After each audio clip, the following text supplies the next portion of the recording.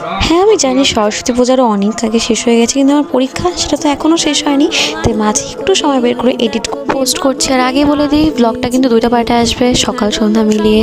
তো আগের দিন রাতেরবেলায় চলে যাই জেঠিমণির বাসায়, গিয়ে আমরা এরকম সামান্য ডেকোরেশনটা করার পর জেঠু পাখাটা বেঁধে দেয়, কারণ আমরা কেউ বাঁধতে পারতেছিলাম না।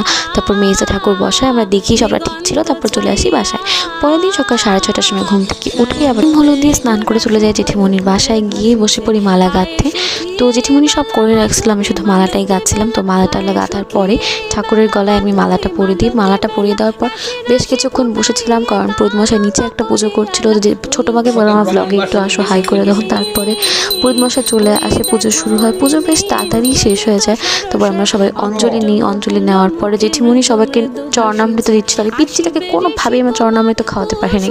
তারপর মা নৈবেদ্যের চাল কলা ডাল কলা মাখছিল, ছোটো মা সবার থালে থালে প্রসাদ দিচ্ছিল, আর জেঠিমণি রান্না করে আমার জন্য লুচি আর বেগুন ভাজছিল।